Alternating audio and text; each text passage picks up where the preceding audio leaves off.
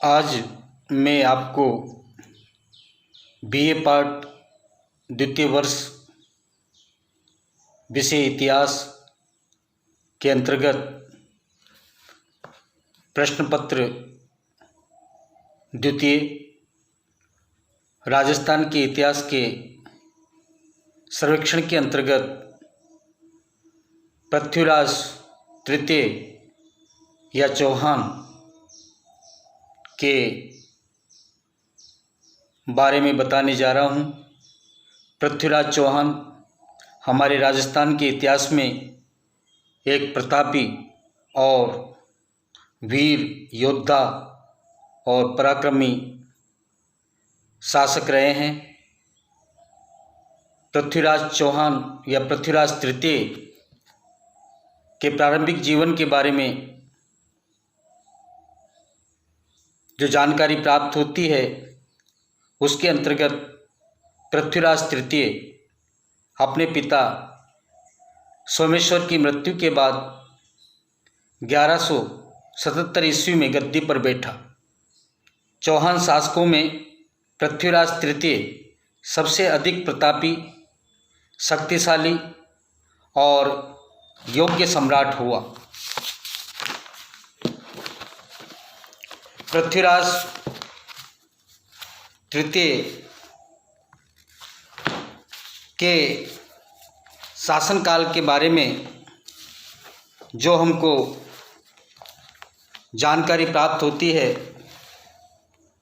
उसके अंतर्गत पृथ्वीराज तृतीय 11 वर्ष की आयु में सिंहासन पर बैठा था। कुछ विद्वानों ने उसका जन्म 1166 ईस्वी सन में माना है। अल्प वयस्क होने के कारण पृथ्वीराज चौहान ने अपनी माता कर्पूरी देवी की सहायता से राज्य की समुचित व्यवस्था की और चौहान शक्ति को अपने चरमोत्कर्ष पर पहुंचा दिया। डॉक्टर गोपीनाथ शर्मा के अनुसार 1178 ईस्वी के आसपास पृथ्वीराज तृतीय ने शासन कार्यों के संचालन का उत्तरदायित्व अपने हाथ में ले लिया था। पृथ्वीराज तृतीय के सामने बहुत सारी कठिनाइयाँ थी, जैसे उसके आंतरिक और बाह्य शत्रु, कन्नौज के गैरवालों से खतरा, महोबा के चंदेलों की महत्वाकांक्षा और मोहम्मद गौरी की विस्तारवादी नीति, नागार्जुन का विद्रोह, भंडानुकों का विद्रोह।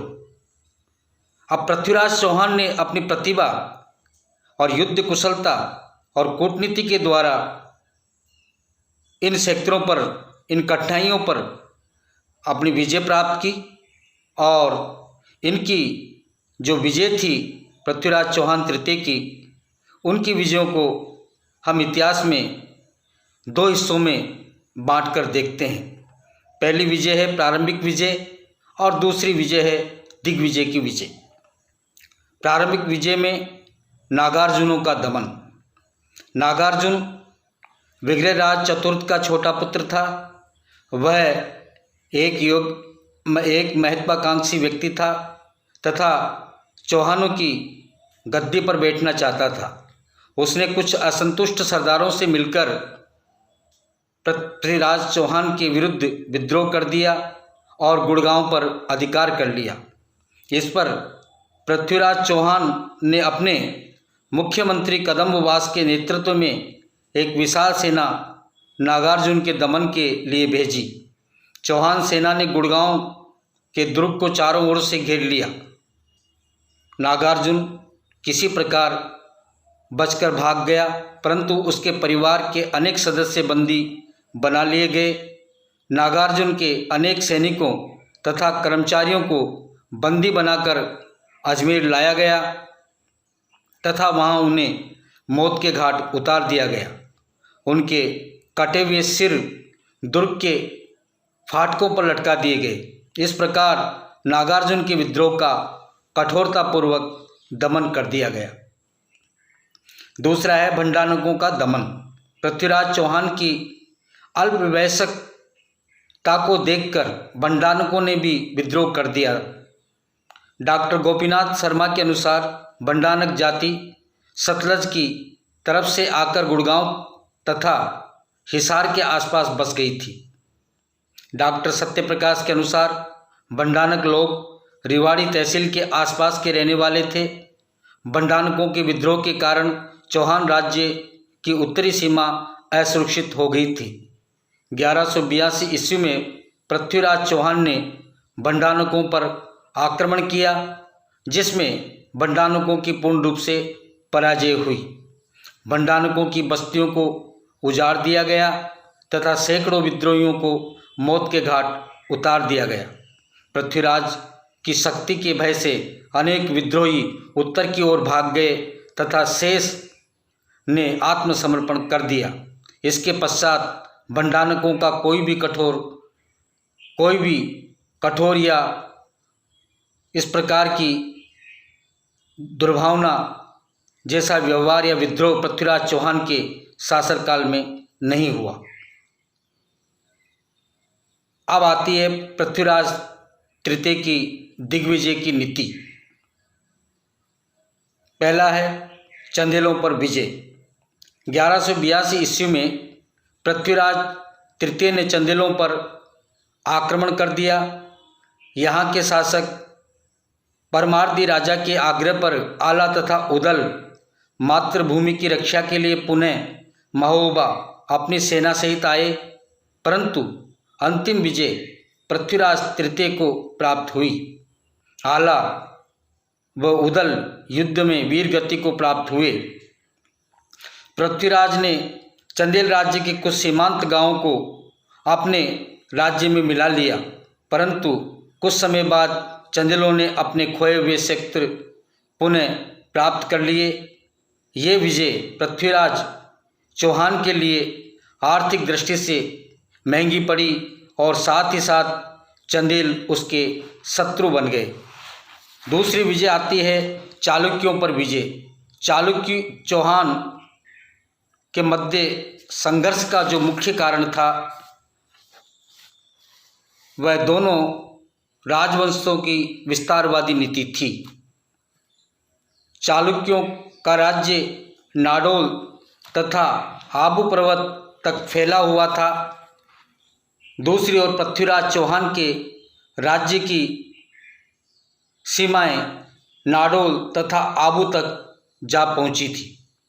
अतः दोनों पक्षों के मध्य 1184 ईस्वी के लगभग अनिर्णायक युद्ध हुआ और 1187 ईस्वी में दोनों के मध्य संधि वार्ता हो गई, परंतु इससे दोनों को कोई लाभ नहीं हुआ। तीसरी जो विजय आती है वह है गहड़वालों से संघर्ष। कन्नौज का गहड़वाल शासक जयचंद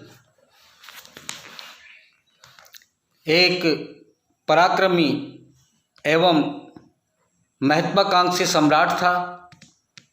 पृथ्वीराज तथा जयचंद दोनों ही अपने साम्राज्य का विस्तार करना चाहते थे। जयचंद दिल्ली पर अपना आधिपत्य स्थापित करना चाहता था, परंतु पृथ्वीराज दिल्ली पर अपने आधिपत्य को बनाए रखना चाहता था।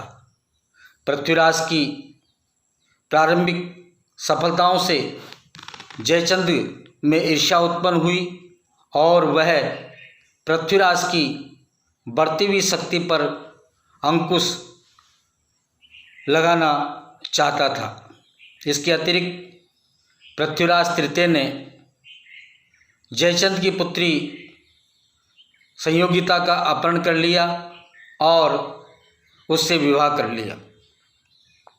कन्नौज की सेना ने पृथ्वीराज को पकड़ने का प्रयास किया, परंतु उसे सफलता नहीं मिली। इस प्रकार जयचंद तथा पृथ्वीराज तृतीय के बीच वैमनस्यता उत्पन्न हो गई। इस वैमनस्यता के जो परिणाम निकले उनमें इन सैनिक अभियानों से पृथ्वीराज तृतीय को विपुल धन खर्च करना पड़ा। साथ ही पृथ्वीराज ने चंदेलों, चालुक्यों तथा गहड़वालों को अपना शत्रु बना लिया। पृथ्वीराज को मोहम्मद गौरी के विरुद्ध चंदेलों, चालुक्यों और गहड़वालों से कोई सपोर्ट या सहायता नहीं मिली। इस प्रकार से हम पृथ्वीराज चौहान या पृथ्वीराज तृतीय की विजयों को दो भागों में विभाजित करके उसकी उपलब्धियों के अंतर्गत उसका उल्लेख कर सकते हैं।